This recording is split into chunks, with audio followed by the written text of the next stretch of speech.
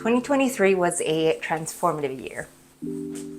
At the end of it, I learned what type of productivity actually works for me. Spoiler, it is not hustle culture. I pushed myself to get over fears and doubts of starting something new. If you asked me if I'd be in front of the camera like this for YouTube a year ago, I would say absolutely no. But here we are. And I adopted small habits that I've been able to maintain now into 2024. But I wasn't always this way.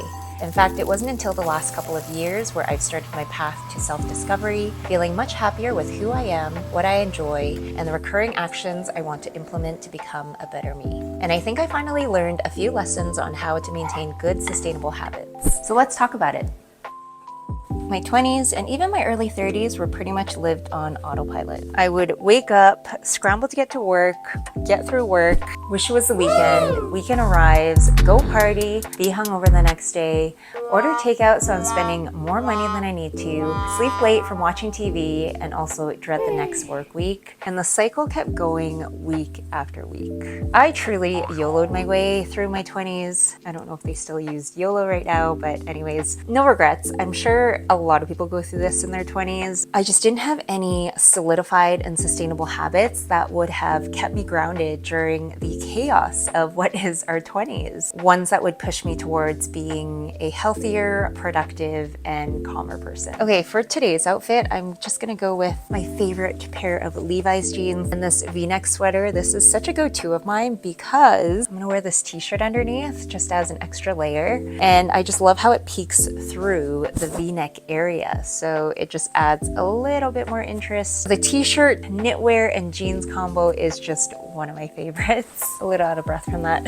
I did have a period where I was going to the gym like 4 to 5 times a week. I also did the whole chicken breast and broccoli and brown rice thing. It just wasn't very sustainable for me. And for anyone who does do that right now, I truly admire you. For the most part, in terms of structure and having a sense of slower living, things that I truly crave so much now, my life really had none of that. Luckily, these last few years, I started on this path where I found a love for things like content creation. And I've realized there's just so much more that I can learn about myself. And there are so many things that I can start doing to really take care of me. Growing up, I didn't necessarily see the adoption of healthy habits. My parents were immigrants, they were very hardworking, and self-care was never really a top priority. And if they weren't necessarily in the realm of things that I would find fulfilling. This leads me into lesson number 1. It should be enjoyable for you.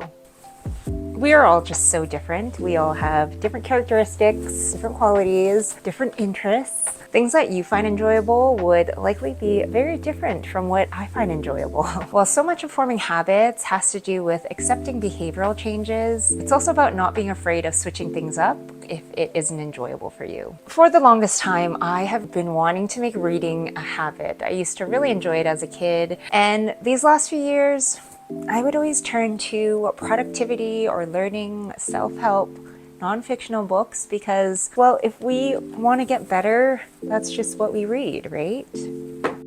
And during that time, I managed to finish one book, this one. 2 weeks ago, I finally made the decision to switch to fiction. This is the book that I swapped to. I've already read this much. If you asked me the last few years, like I would be shocked that I read this much within like 2 weeks. It just feels really great to finally be able to form a habit that I've been wanting to do for so long. Not to mention, I get to bed earlier because I look forward to reading this book, and I also fall asleep a lot faster. So not only does it help me form a habit of reading every day, it also helps me pursue the S in meds, which is one of my priorities this year. As Matt D'Avella mentioned in one of his videos, by making the habit immediately enjoyable, you'll find that behavior change starts to become more effortless. So pursue what's enjoyable for you. Not a reader, but you still want to learn. Of course, you can, go on the internet and research, but I would highly recommend listening to a podcast while doing those mundane on chores and tasks, or consider an audiobook, which is something that I really want to do when it comes to non-fictional books that I'm still interested in reading. Try not to implement a habit just because it's trending on social media. If waking up at 5 a.m. makes you want to scratch your eyeballs out, even though every morning routine girly is doing it on TikTok, you really don't have to make that your habit. And so this leads me into lesson number 2. It should easily fit into your lifestyle.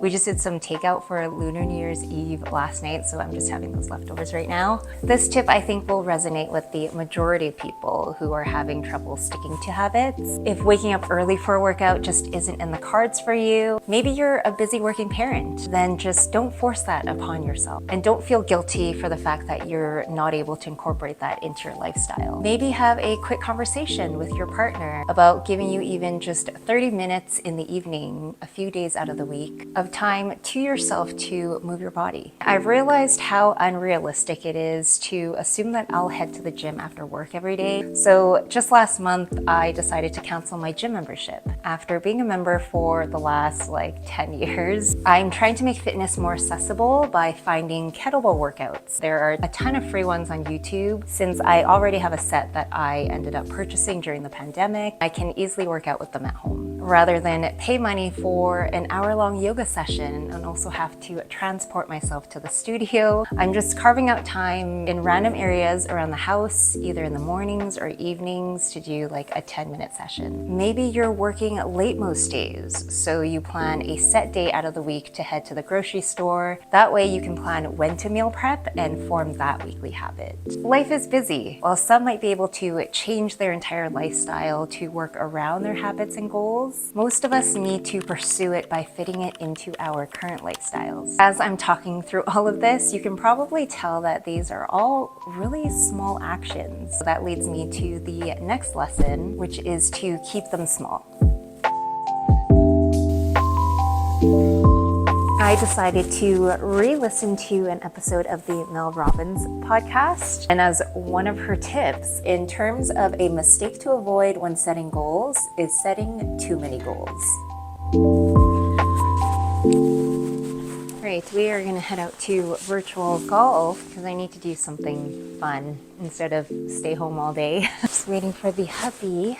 It's 2 degrees out, which is really warm for winter right now, but I'm still going to wear my puffer coat and just everything else to keep warm.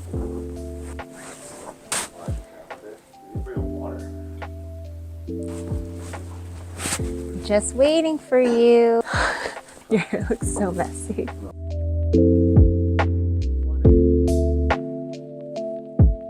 Look at how dirty the car is and just everywhere. That podcast episode does touch a lot on goals, but I think we can also apply it to our daily habits. And there's a reason why the book Atomic Habits exists. Your habits don't need to be anything grand. It can be as simple as flossing every day, or doing a 5-minute mobility routine, or even just trying to clear out the sink every night before bed. Making them more doable and less intimidating will give you a better chance at maintaining them. Recently, I also saw an Instagram story slide from one of my favorite fitness accounts, Jason and Lauren Pack. One of their tips when struggling to stay consistent with workouts is to lower the intensity. They say that this leads to more consistency, and then once you've built the habit and are in a solid routine, you can add in more intensity. I really love their account because they showcase fitness in a very approachable and practical way. So for some, aiming for a 1 to 2 hour session at the gym can be too intimidating. So instead, make it small, maybe a 15 to 20 minute HIIT routine that you can easily do at home, a 10-minute yoga session in the mornings, or even just finding a way to get some movement while you work at your desk. Just remember, there are smaller and easier options that will set you up for success. We're focusing on consistency over immediate gratification. This damn gimbal giving me such a hard time, and Henry adjusts it once and it works. Yeah, there we go. So now it's vertical.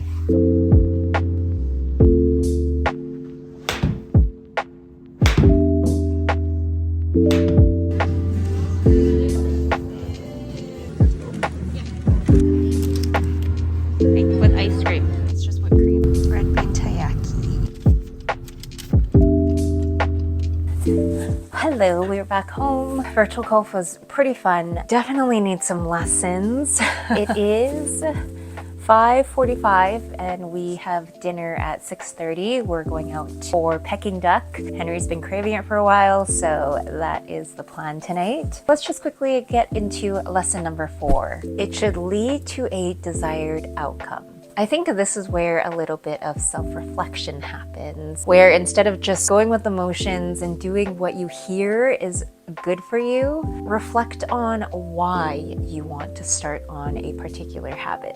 Are you feeling anxious and overwhelmed? So you want to incorporate certain habits that will contribute to living a slower life. Are you trying to save some money? So you learn to adopt better spending habits, like creating a budget, something that you revisit on a weekly basis and form that habit. Or perhaps pursue a low buy year and create that sort of a habit where you are tracking your purchases. I will link my low buy year reasons, rules, and tips video somewhere over here so you can check that out. It is something that I'm pursuing in 2024. Are you trying to make more friends? So you want to form the habit of pushing yourself out of your comfort zone, maybe once a week on the weekends, to just be around people and socialize. Whatever it may be, look towards what you want your desired outcome to be and then decide on whether a certain habit will help you get to that point. I have definitely had my share of bad habits, especially when it came to partying and having that cycle continue onwards over and over again. And then I would just feel like absolute shit the next few days. I don't really miss those days, to be honest. So even though I had those habits because they were kind of like recurring actions that I was doing over and over again, they didn't at all lead to the desired outcome of being a healthier and more productive person. I do see maintaining habits as a form of self-care. This all kind of comes down to appreciating your body and your mind and taking care of both of those. Now, this isn't to say that you shouldn't go out and have fun. And I completely understand that we can't always be perfect. There are days where I don't check off every daily habit, many days actually. Today, I didn't get my steps in. I didn't walk on my treadmill. I usually do that on work days because it's just convenient because I'm working at my desk. So while you are working on the best version of yourself, just remember you probably won't maintain them all, and that's okay. Dinner time.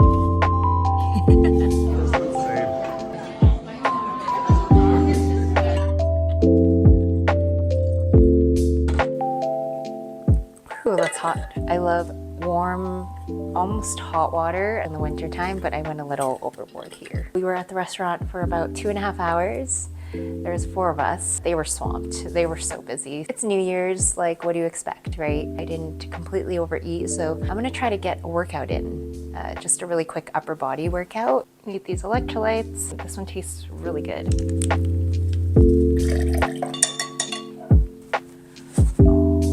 It is humanly impossible to do everything. I have wanted to start meditating. I've wanted to start journaling, basically try to adopt those good mental habits, and I've heard that they make a world of a difference. But for some reason, I haven't been able to do it. Just knowing myself and how overwhelmed I can get from the volume of things. Right now, I'm focusing just on a handful of habits. Once I feel comfortable that those habits are basically running on autopilot, then maybe I'll decide to pursue meditation and journaling. Trying to stick with so many habits at once can get really overwhelming, and having too many at once could naturally just lead to a few just falling off your plate.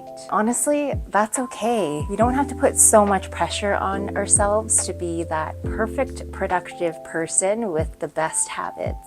It's really a journey towards our best selves. We are all a work in progress. Our interests and preferences may change over time. Like maybe you don't like walks right now, but later down the road, it could be a completely different story, which is exactly what happened to me last year.